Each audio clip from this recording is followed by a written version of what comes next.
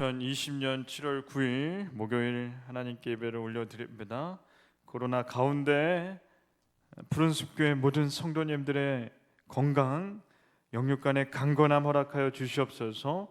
코로나의 종식을 통해 예배와 양육 선교 전도 모임을 회복시켜 주시옵소서.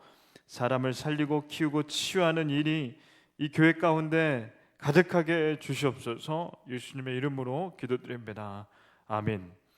고린도후서 2장 1절부터 말씀을 보겠습니다.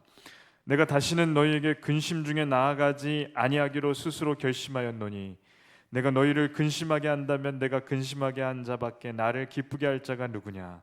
내가 이같이 쓴 것은 내가 갈 때에 마땅히 나를 기쁘게 할 자로부터 도리어 근심을 얻을까 염려하며 또 너희 모두에 대한 나의 기쁨이 너희 모두의 기쁨인 줄 확신함이로다. 내가 마음에 큰 눌림과 걱정이 있어 많은 눈물로 너희에게 썼노니 이는 너희로 근심하게 하려 한 것이 아니요 오직 내가 너희를 향하여 넘치는 사랑이 있음을 너희로 알게 하려 함이라.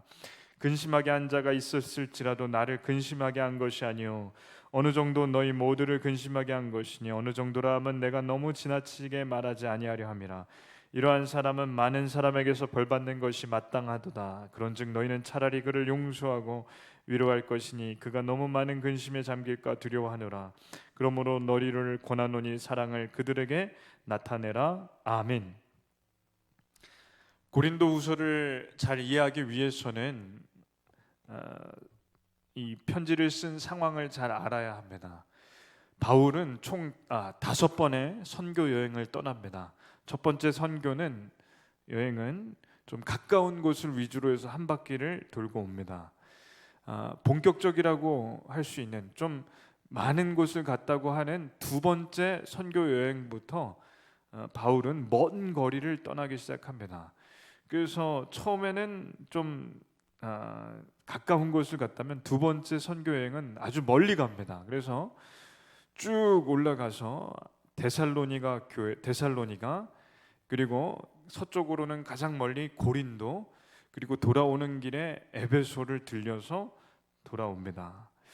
그래서 안디옥 첫 출발지로부터 처음에 돌았던 것보다 훨씬 멀리 가는데, 이때 두 번째 여행에서 가장 멀리 있는 교회가 고린도 교회고, 고린도를 3달 정도 머물면서 교회를 세우는데 그게 고린도 교회입니다.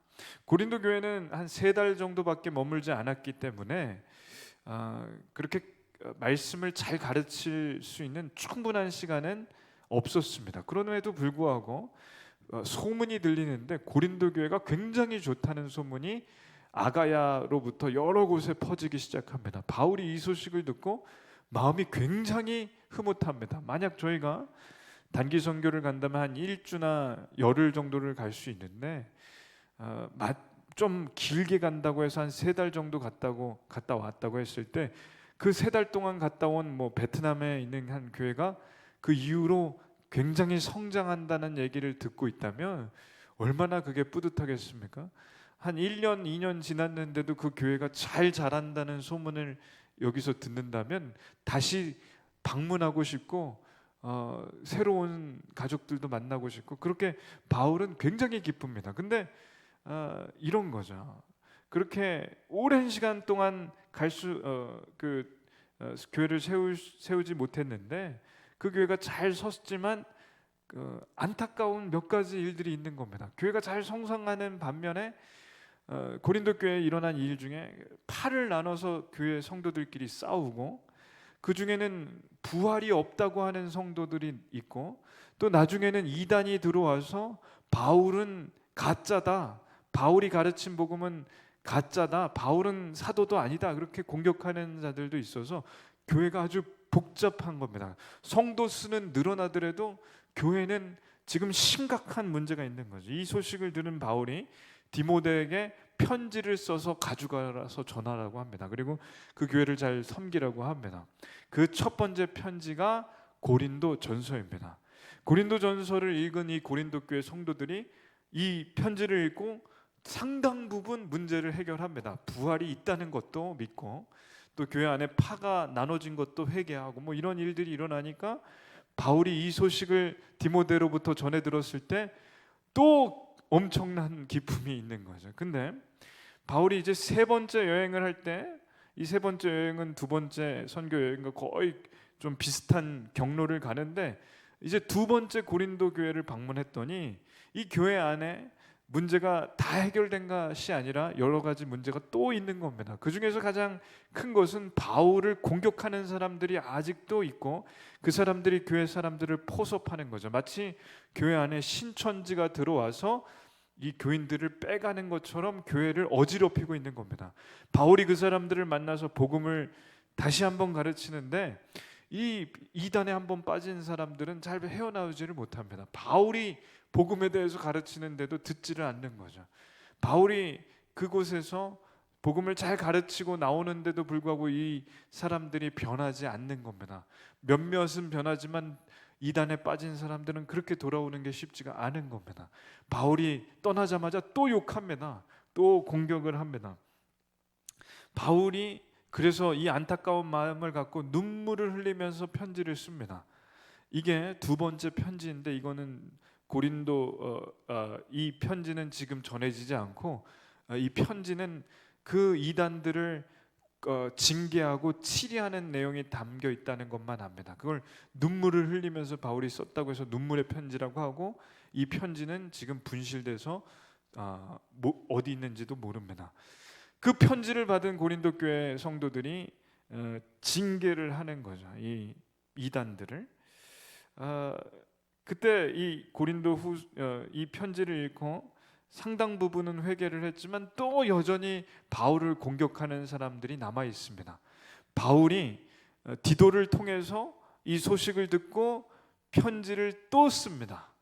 이게 고린도후서입니다. 그래서 고린도 교회에 두 번 방문한 후에 세 번째 쓰는 편지가 고린도후서입니다. 제일 핵심은 뭐냐?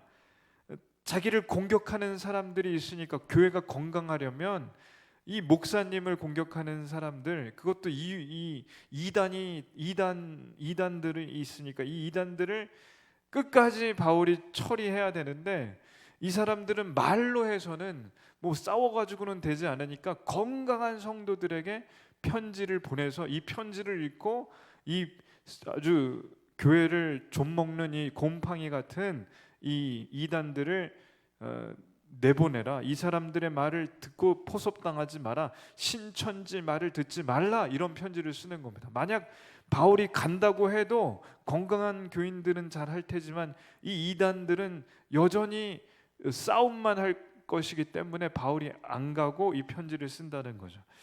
근데 이 이단들이 또 어떻게 공격하냐면, 뭐라고 하냐면, 바울이 원래 우리에게 온다고 했다가 지금 안 오는 것은 바울이 그렇게 신뢰하지 못할 만한 사람이다. 한 입을 가지고 두 말하는 사람이고, 사도가 어떻게 그렇게 말을 자꾸 바꾸느냐, 이렇게 공격을 하는 겁니다.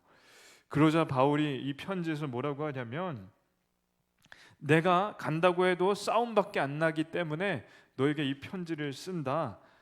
내가 안 가는 것은 내가 한 입으로 두 말하려고 한 것도 아니다. 내가 뭐 다른 교회에서 사례비 많이 준다고 해서 너에게 안 가는 것도 아니다.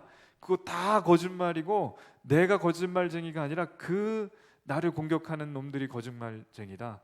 그러니까 잘 들어봐라. 지금은 내가 간다고 해서 문제가 해결될 것이 아니기 때문에 안 가는 거다. 나는 하나님께서 가라고 하시면 예하고 간다. 근데 하나님께서 지혜를 주시는데 지금은 갈 때가 아니라고, 성령님께서 나에게 가지 말라고 하셔서 안 간다.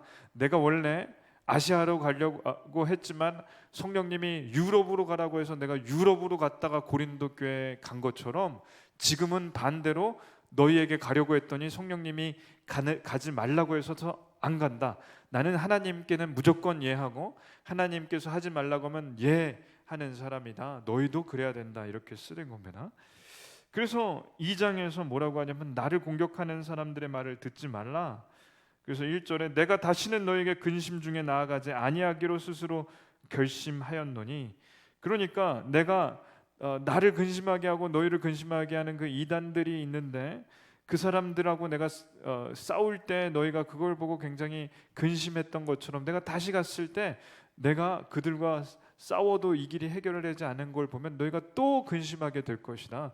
그러니 굳이 그럴 필요가 없다. 또 내가 이 두 번째 눈물의 편지를 통해서 징계하라고 한 사람들을 너희가 징계했는데 내가 징계하라고 시킨 마당에 지금 가게 된다면 그들이 나를 볼 때 좀 서운한 마음도 있고 좀 어색할 수도 있다. 그러니 지금은 여러모로 볼 때 내가 가봤자 너희도 조금 근심하고 징계 받았던 사람들도 근심하고 어차피 돌아오지 않을 이단들도 싸워봤자 나에게 더 무거운 마음, 근심하는 마음이 줄 것이기 때문에 지금 안 가는 것이 지혜로운 것이다. 이것을 잘 기억해라.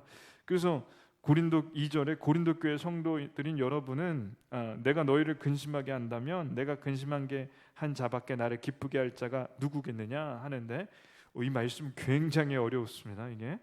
이게 영어를 직역해야만 아주 쉽게 이해하는데 이런 거죠. 고린도 교회 성도들인 여러분이 너희들이 나를 가장 기쁘게 해주는 사람들이다. 그런데 어떻게 내가 너희의 마음을 아프게 하려고 가겠느냐? 나를 기쁘게 해줄 사람에게 아픔을 주고 슬픔을 줄 수는 없다. 그러니까 내가 싸우러 가는 대신에 이 편지를 쓴다는 겁니다.